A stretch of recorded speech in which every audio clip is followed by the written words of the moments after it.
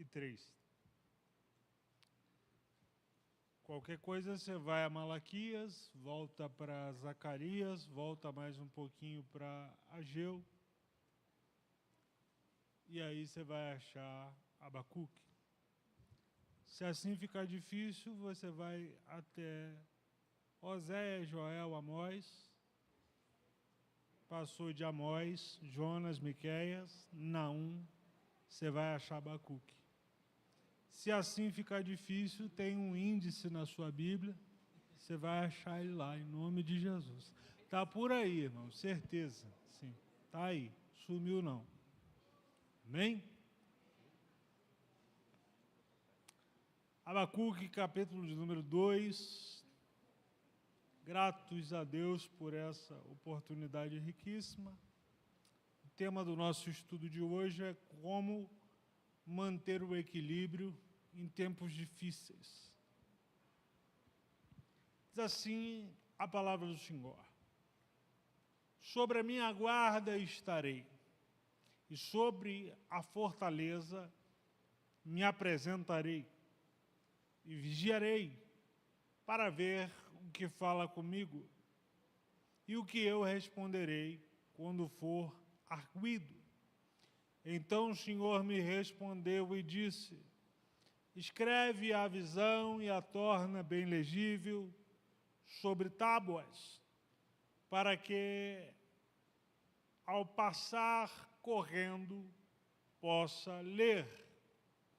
Porque a visão ainda é para um tempo determinado, e até o fim falará e não mentirá.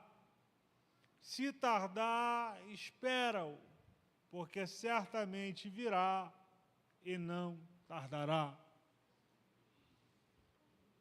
De todos os profetas menores, que é a sequência pela qual estamos, talvez Abacuque seja o que nós temos menos referência bibliográfica. Sabemos que ele profetizou ao Reino do Sul. Eu quero lembrar os irmãos rapidamente que o Reino do Sul ele teve uma só dinastia, que é a dinastia de Davi. Diferente do Reino do Norte, que teve aproximadamente aí 20 dinastias diferentes. Um total aí de 40 a 41 reis, por assim dizer, nesse total desse período monárquico de Israel. Mantenha a sua Bíblia aberta em Abacuque, que é para a gente conseguir chegar a um consenso. Na realidade, a palavra de Deus chega a Abacuque, só que ela chega através de um peso. Vamos ver o que diz o capítulo de número 1 e o versículo de número 1. O peso que viu o profeta Abacuque. Versículo 2. Até quando, Senhor, clamarei e tu não me escutarás? E gritarei violência e não me salvarás. Por que razão me fizeste ver a iniquidade e ver a vexação? Porque a destruição e violência estão diante de mim. Há também quem suscite contenda e litígio. Abacuque começa questionando a Deus com uma intenção clara. Ele está questionando se Deus está além daquilo que ele está vendo. É como se ele estivesse gritando aos quatro ventos: Deus se esqueceu de mim por algum momento. Não é possível que Deus vai me deixar passar por essa situação. Se eu fosse dividir o livro de Abacuque com você nessa noite, os 3 capítulos, eu colocaria um peso, uma visão e uma oração. Um peso, uma visão e uma oração. No capítulo 1, Abacuque vai falar da fé lutando com um problema. E a fé luta com problemas.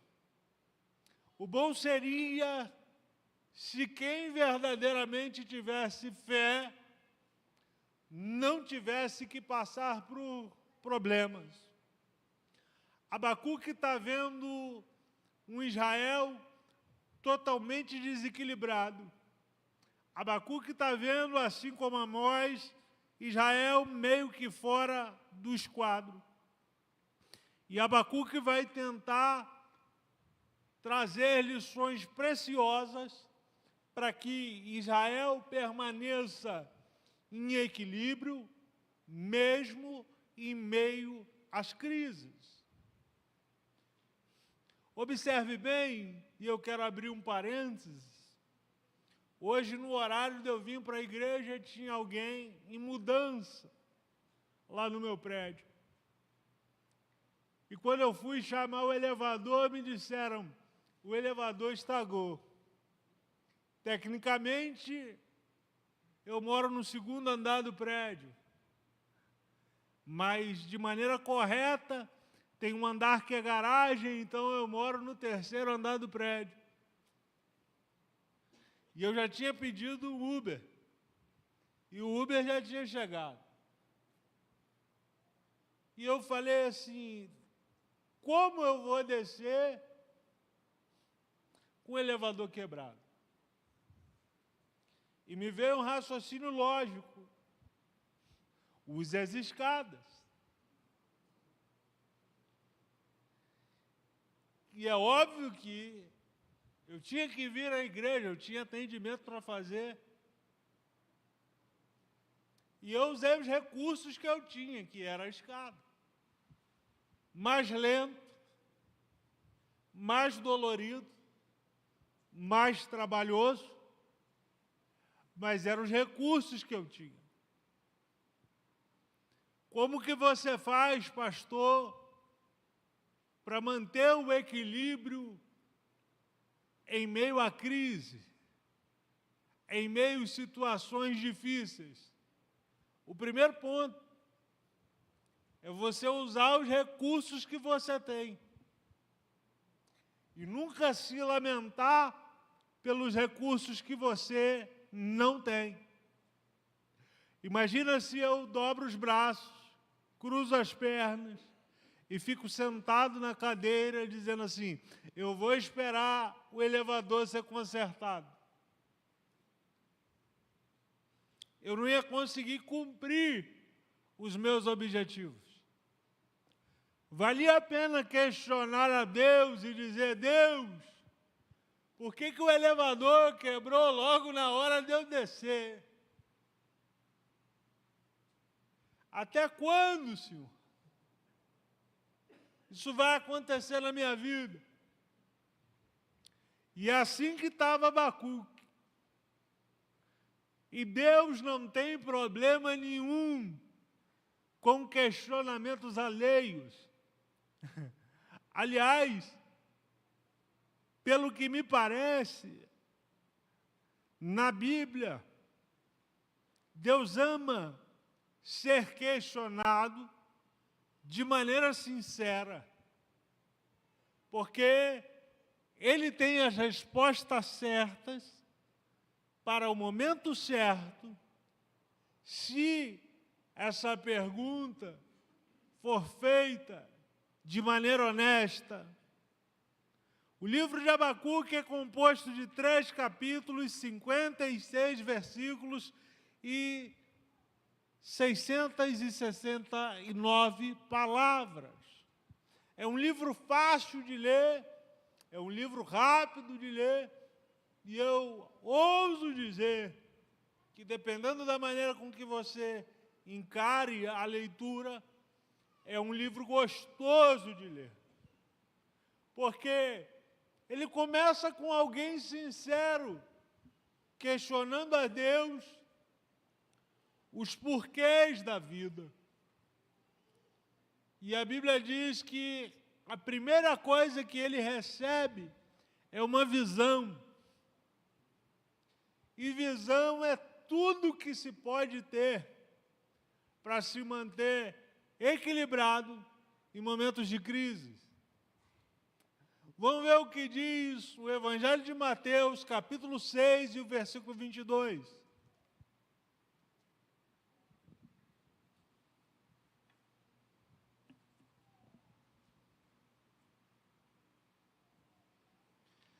A candeia do corpo são os olhos, de sorte que, se os olhos forem bons, todo o seu corpo terá luz. Lê o próximo versículo. Se, porém, os teus olhos forem maus, o teu corpo será tenebroso. Se, portanto, a luz que em ti há são trevas, quão grandes serão tais trevas? Vamos ler só mais uma vez o 22 e o 23 para a gente fechar um pensamento aqui. A candeia do corpo são os olhos. Ou seja, o que ilumina o seu corpo são os seus olhos. De sorte que, se os olhos forem bons, todo o teu corpo terá luz. Ou seja, dependendo da maneira com que você vê as coisas, todo o seu corpo terá luz. Se, porém, os teus olhos forem maus, se porém os seus olhos forem maus, ou seja, tudo aquilo que você vê de uma maneira contrária. O teu corpo será tenebroso. O seu corpo será tenebroso. Se, portanto, a luz que em ti há são trevas, quão grandes serão tais trevas? O que Jesus está tentando dizer no final do Sermão do Monte? Ele falou assim: você precisa mudar a maneira com que você vê certas coisas. Porque não adianta ninguém insistir, não adianta ninguém querer te ensinar, não adianta nem pegar um machado, rachar sua cabeça no meio e tentar colocar lá dentro, não adianta. Alguém está dizendo para você assim: rapaz, você é mais do que vitorioso. Eu não. Você. Você é um guerreiro. Eu falei: coitado de mim. Rapaz, você nasceu para vencer, você nasceu para dar certo. Não. Tem gente que olha meio copo d'água e diz, como sempre, está meio vazio. Tem gente que vai olhar e vai dizer, está meio cheio. Então, a maneira com que você vê as coisas vai determinar o seu equilíbrio em uma situação difícil. Se você olha para uma situação difícil e diz para ela, e diz para você, está muito difícil mesmo. E em que vai melhorar? Agora, quando você olha para uma situação difícil e diz, tem jeito, principalmente se for em voz alta, você aciona o seu córtex cerebral para uma tomada de decisão, o seu cérebro bombeia mais sangue para o seu córtex cerebral, e aí a sua decisão vai ser uma decisão muito melhor do que seria se você disser, está ruim, está difícil, está complicado. E Deus quer colocar Abacuque nesse lugar, e foi o que nós lemos. Deus diz para ele diz para Deus, eu vou subir para a posição de guarda. Eu vou subir para a fortaleza. Quer se manter equilibrado em meio às crises? Suba a torre.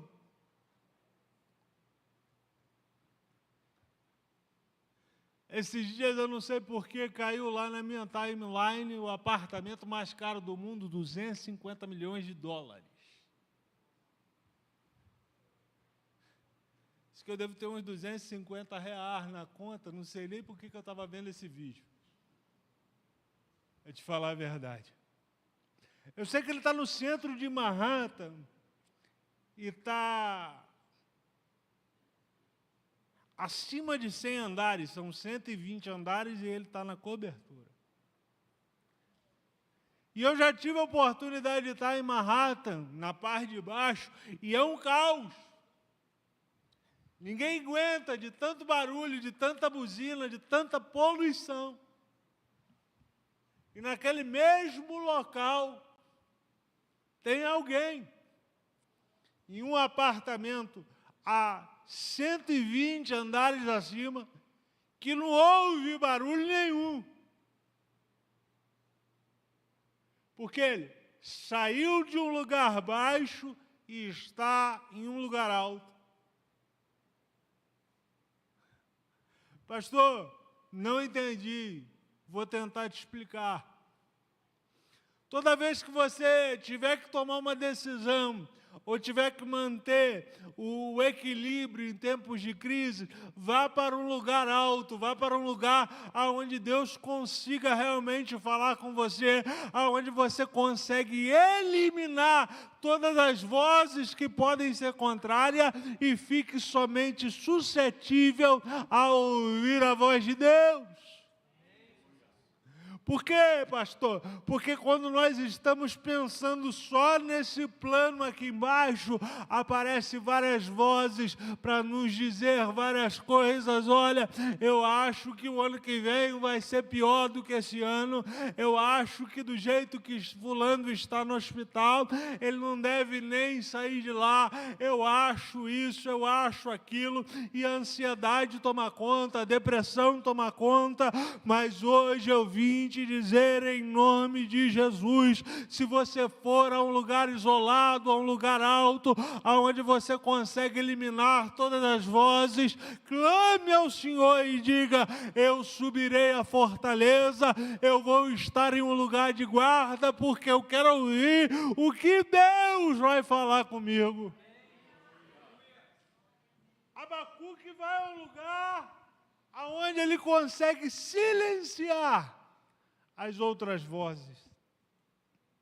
E isso é muito importante.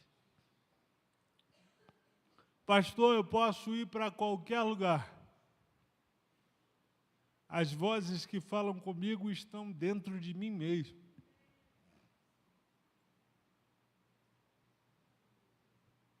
Eu posso ir para a lua, pastor.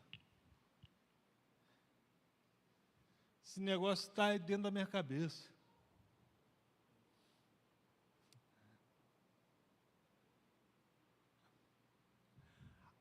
Abacuque vai falar sobre isso. Ele vai dizer: você vai querer fazer um ninho num lugar alto. Mesmo assim, algumas coisas vão estar ali com você.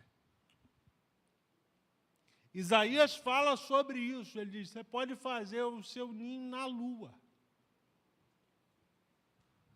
Lá, a angústia vão te achar. Pastor, então o que o senhor está me dizendo é que não tem escapatória? Tem. E qual escapatória é, pastor? Segundo o contexto do próprio Abacuque, ele vai a um lugar alto, e quando ele espera a resposta de Deus, tentando eliminar essas vozes, ele começa a questionar. É Deus que está falando comigo? É Deus que está falando comigo? Sabe qual é a melhor forma de você eliminar os seus pensamentos? Ou silenciá-los por um período?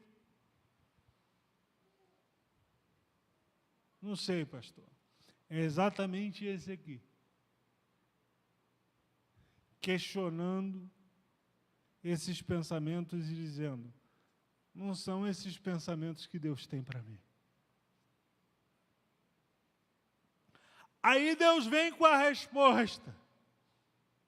Ele diz no versículo 2: então o Senhor me respondeu: escreve a visão.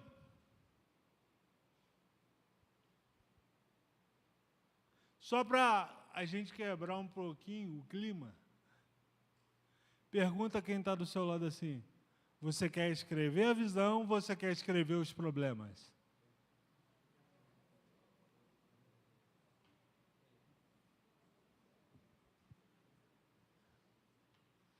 Porque tem gente que para escrever problema ele está sozinho.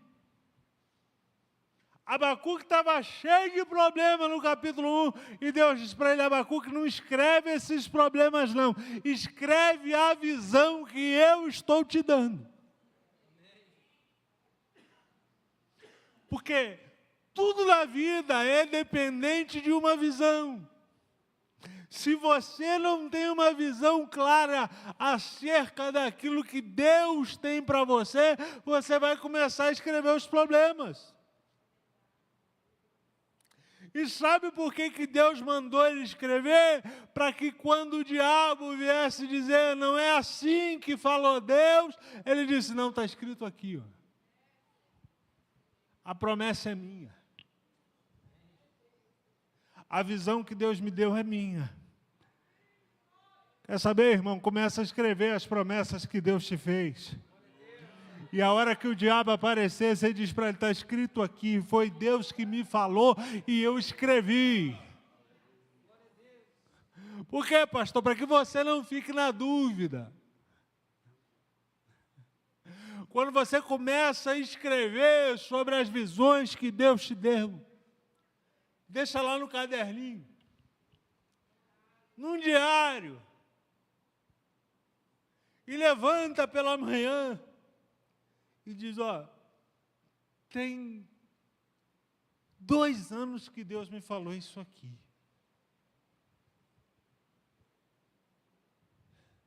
Tem 6 meses que Deus me falou isso aqui.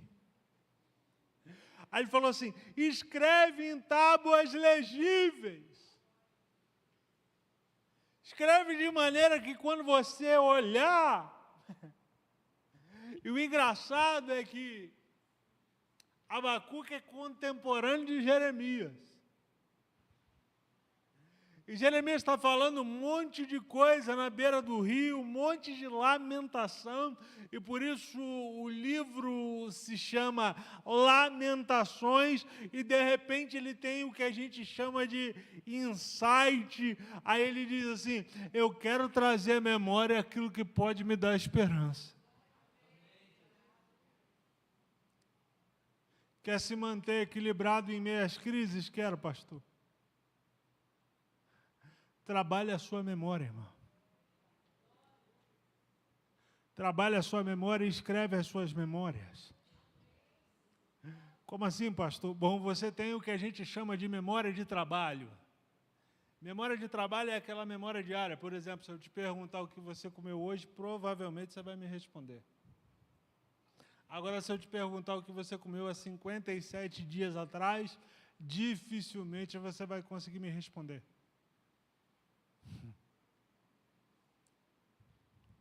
Aí você tem o que a gente chama de memória sensorial. Por quê? Pode passar o tempo que for, você sempre vai lembrar daquela comida que a sua avó fez naquele dia. Por quê, pastor? Porque ali houve uma memória sensorial. Você guardou o paladar, a visão, o olfato e a audição. É o que Jesus fez na Santa Ceia. Jesus, quando diz fazer isso em memória de mim, ele está falando assim: eu já coloquei na memória sensorial de vocês, agora eu preciso que você transfira da memória sensorial, da memória de trabalho, para a memória processual, para que você não se esqueça. E as coisas de ruim que acontecem na nossa vida, dificilmente elas ficam na memória sensorial ou na memória de trabalho que passa mais rápido. Geralmente elas vêm para a processual. Os traumas ficam na memória sensorial, na memória processual, perdão. E nessa memória processual, como é que eu faço, pastor? Tem jeito de eu esquecer? Nunca. Como assim, pastor? Porque, por exemplo, alguém me decepcionou demais. Aí, se eu tivesse o poder de apagar esse momento da decepção da minha vida, eu ia lá e apagava. Mas você sabe aquele dia que você se decepciona com você mesmo? Que não tem a ver com ninguém? Aí, se você pega esse dia e apaga da sua memória, você está apagando você. Aí não existiria mais ninguém com memória na terra. Mas Deus é tão inteligente, e a Bíblia prova que Deus é inteligente de uma maneira muito sarcástica. Paulo diz assim, que a loucura de Deus é mais sábia do que a sabedoria dos homens. O que Paulo estava tentando dizer? Se um dia alguém deu um atestado dizendo, Deus ficou louco, e eu posso provar, você pode pegar esse atestado e dizer assim, mesmo Deus ficando louco, Ele ainda é mais sábio do que quem escreveu esse atestado. Oh, bendito seja Deus.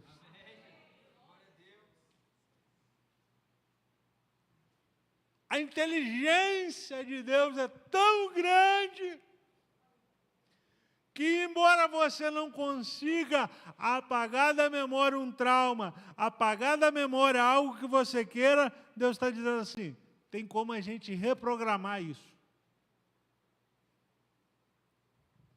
Tem como a gente trabalhar essa memória a ponto de que ela fique mais fraca e você coloca uma nova trilha neural em cima disso. Ah, pastor, o senhor está falando de psicologia, está chato. Não estou falando de psicologia, eu estou falando de Bíblia.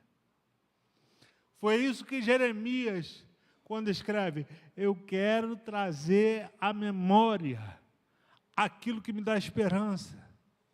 Ele está falando exatamente isso, olha, começa a reprogramar a sua memória processual. Isso que eu escrevi aqui para trás é pesado, é ruim, é doído, mas a partir de agora eu quero trabalhar a minha memória de outro jeito. E aí Abacuque vai para esse lugar alto.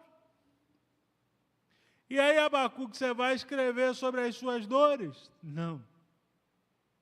Eu vou escrever sobre a promessa e sobre a visão. Bom, e aí a gente tem um problema. Pergunta assim, qual, pastor? Pergunta de novo, qual, pastor? É o que ele diz aqui, ó. No versículo 3, aí que arrebenta tudo.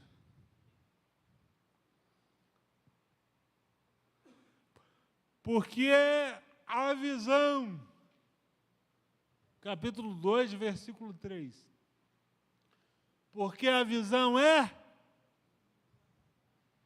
lê para mim, pastor Ricardo. Com essa voz de ouro que o senhor tem.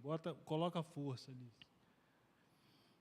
Porque a visão é ainda para o tempo determinado, mas se apressa para o fim e não enganará.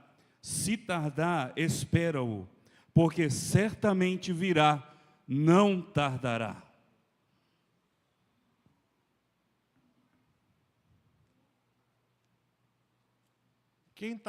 Só quem está de relógio, dá uma olhada para o seu relógio aí. O meu relógio está marcando aqui 8h31. Mas com certeza os segundos devem estar diferentes do seu aí. Em linhas gerais, no mundo não tem hora certa. Se observe bem, nós estamos num grupo aqui e nós não conseguimos estar sincronizados no tempo entre nós. Você consegue perceber a dificuldade disso? Que o meu tempo e o tempo de vocês não está totalmente sincronizado. Agora imagina quando isso se trata do tempo de Deus.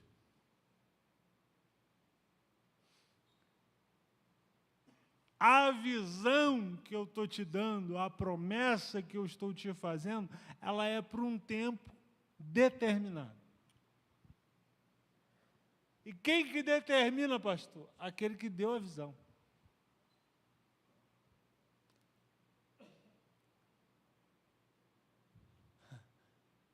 Aí diz assim, se tardar, espera. É a última vez que eu te peço isso essa noite. Dá um toque no seu vizinho e fala com ele, espera mais um pouquinho só.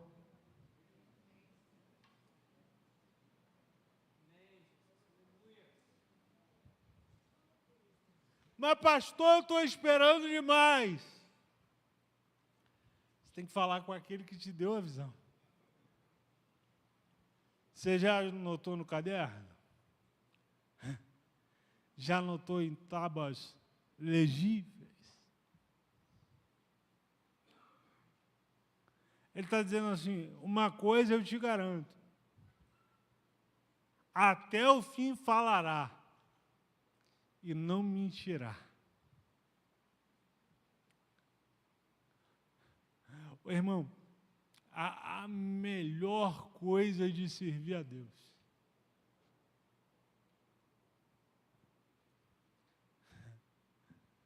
dentro do que eu penso, são os 3 atributos de Deus que são incomunicáveis. Onisciência, onipresença e onipotência.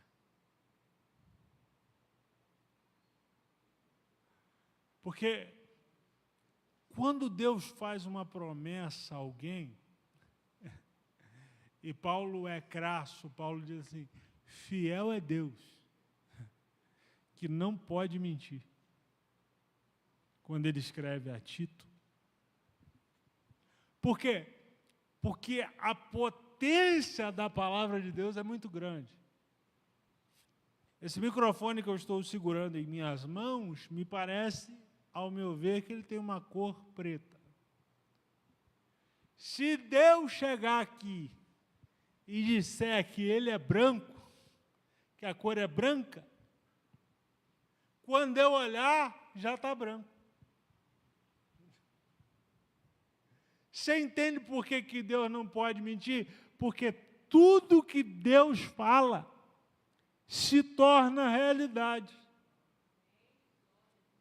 Não é só por uma questão de caráter, é também por uma questão de poder. Se Deus disser, haja luz, vai ter que vir a existir a luz. Se Deus disser, haja separação entre águas e águas, vai ter que dar um jeito. Porque a potência da voz de Deus é muito grande. Você já parou para analisar o Salmo 29? Vamos ler? E eu já estou encerrando, irmão. Mais 5 minutinhos só.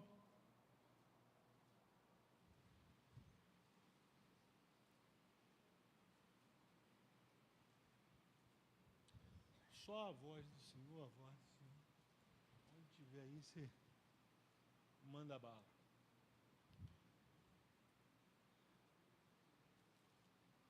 Dai ao Senhor, ó Filho dos poderosos, dai ao Senhor glória e força. Dai ao Senhor glória e força. Dai ao Senhor a glória devida ao seu nome. Adorai o Senhor na beleza da sua santidade. A voz do Senhor ouve-se sobre as suas águas. A voz do Senhor ouve-se sobre as suas águas. Continua. O Deus da glória troveja. O Senhor está sobre as muitas águas. A voz do Senhor é poderosa. Ele está dizendo, a voz de Deus é poderosa. A voz do Senhor é cheia de majestade. A voz de Deus é cheia de majestade. A voz do Senhor quebra os cedros. A voz do Senhor quebra os cedros. Sim, o Senhor quebra os cedros do Líbano. O Senhor quebra o cedro do Líbano. Deixa eu te dizer uma coisa, o cedro do Líbano é a madeira mais forte do mundo. Ele os faz saltar como um bezerro, o Líbano e o Sirion, como filhotes de búfalos. A voz do Senhor separa as labaredas do fogo. A voz do Senhor faz tremer o deserto. Obrigado. O Senhor faz tremer o deserto de Cádiz. Amém. Você está entendendo a potência da voz de Deus? Tem dia que chega bombeiro, chega água, chega tudo e não consegue apagar fogo. A Bíblia está dizendo, se Deus falar,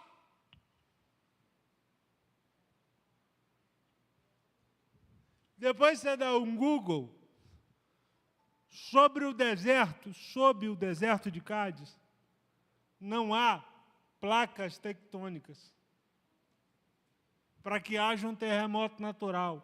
Ele está dizendo assim, se Deus falar, até onde não existe a possibilidade é criada.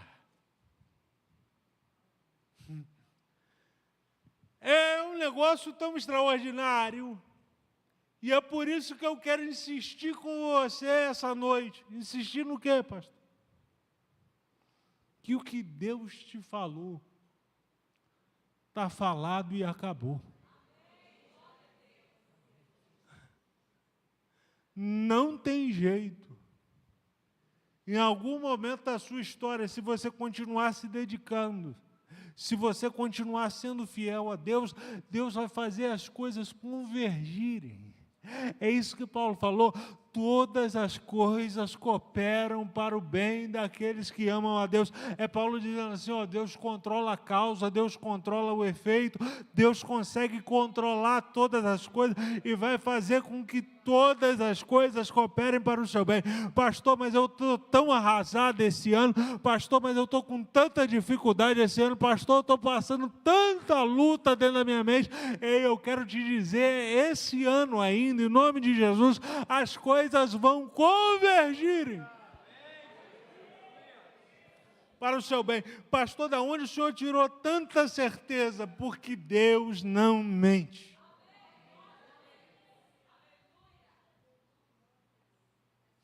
Aí o Abacuque sobe para uma torre alta, o Abacuque recebe a visão, o Abacuque entende que Deus não vai alterar os planos dele por causa de uma situação que deixa-o incomodado, porque tem situações que nos deixam incomodados e a gente acha que Deus vai ter que parar tudo que ele planejou para tirar o meu incômodo.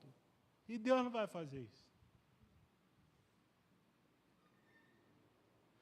Deus não vai mexer 1 milímetro do projeto dele porque o pastor Gil está chateadinho. Não, Deus não vai fazer isso. Aí o Abacuque, depois que ele entendeu isso, que ele começa, até quando, porque, ó céus, ó vida, ó azar. Aí quando ele vai fechar, olha o que diz, é a última leitura da noite. Capítulo 3.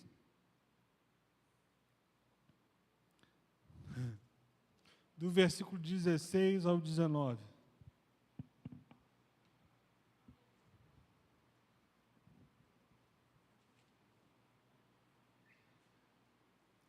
Ouvindo eu, o meu ventre se comoveu, à sua voz tremeram os meus lábios. Entrou a podridão nos meus ossos. Ok. Quando Deus começou a falar comigo, eu comecei a estremecer por dentro. Até a minha boca começou a tremer. O negócio foi tão forte que eu achei que os meus ossos estavam podres. No dia da angústia descansarei, quando subir contra o povo que invadirá com as suas tropas. Ele está dizendo assim, no dia da angústia, ou seja, o dia que Babilônia chegar aqui para levar esse povo cativo, eu vou ficar descansado. Porque ainda que a figueira não floresça, nem haja fruto na vide, ainda que decepcione o produto da oliveira, e os campos não produzam mantimento, ainda que as ovelhas da manada sejam arrebatadas e nos currais não haja gado, todavia eu me alegrarei no Senhor, exultarei no Deus da minha salvação. 19. Jeová, o Senhor, é a minha força, o qual faz os meus pés como os das servas, e me faz andar nas alturas, para o cantor mor e para os meus instrumentos de música. Vamos ler só mais uma vez, porque isso é bonito demais, irmão. Do 17 ao 18. Porque ainda que a figueira não floresça, Ou seja, eu trabalho com figo, eu preciso que o figo dê para mim poder vender, porque eu sou agricultor. Mas se isso não acontecer, não tem problema. nem haja fruto na vide, Eu que trabalho com uva também, não vai funcionar esse mês, esse ano. ainda que decepcione o produto da oliveira, Ele está dizendo assim, nem azeite vai ter. e os campos não produzam mantimento, Se parar tudo, se parar a oliveira, se parar a videira, se parar tudo. ainda que as ovelhas da manada sejam arrebatadas, Mesmo que a agropecuária não funcione, porque os frutos, a verdura já não estão funcionando. Então nós vamos correr para as vacas, mas as vacas também não estão dando. e nos currais não haja gado, todavia eu me alegrarei no Senhor, exultarei no Deus da minha salvação. Aleluia! Jeová, o Senhor, é a minha força, o qual faz os meus pés como das servas e me faz andar nas alturas. Ele está falando assim, Jeová é o meu Senhor e me faz andar nas alturas. Ele falou, já saí da terra. Estou em outra dimensão. Ele está dizendo assim, ó, se Deus for a minha força, pode estar dando tudo errado, eu vou andar em alta velocidade. E depois que eu começar a andar em alta velocidade, quer saber de uma coisa? Eu vou sair dessa terra, porque eu tenho certeza que Deus tem o melhor para mim. Aleluia! Irmão, ele sai de uma esfera de questionamento, de por quê. E no final ele tem um relacionamento tão intenso com Deus, que ele diz assim, Deus, eu não quero mais entender os porquês da vida, não. Quero afirmar para o Senhor que eu estou alegre, apesar de qualquer coisa. Se o Senhor estiver comigo, eu vou te exaltar para sempre, porque o Senhor é o Deus da minha salvação. O Senhor é a minha força. Está se sentindo fraco? Tô, pastor. Chega para mais perto de Deus. Dá um jeito de chegar para mais perto dele. E fala com ele, Deus, eu preciso do Senhor mais perto de mim. Eu dependo disso. Ele diz, o Senhor é a minha força. E quem que está falando isso, pastor? É um profeta. Você está entendendo que não é uma pessoa comum que está tendo esses questionamentos com Deus? Você está entendendo que não é um novo convertido? Não. É alguém que ouve Deus diariamente, mas mesmo assim, em algum momento da sua fé, ele começa a questionar certas coisas. E lá no final da ponta da linha, ele fala: quer saber? Não vale a pena ficar perguntando os porquês, não. Ele diz assim: ainda que o produto da oliveira minta,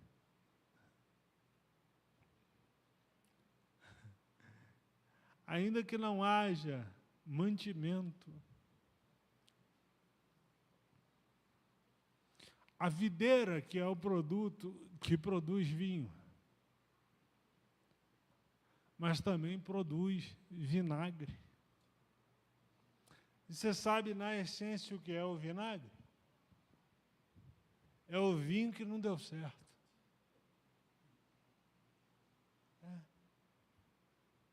Os processos da vida faz com que pareça que as coisas vão ficando mais amargas. Aí Abacuque diz assim: não se deixa levar pelos processos da vida, não. A vida está querendo te fazer mais amargo? Tá. A vida está querendo trazer você para um lugar de amargura? Tá. Brada mais forte. E diz: todavia, eu me alegrarei.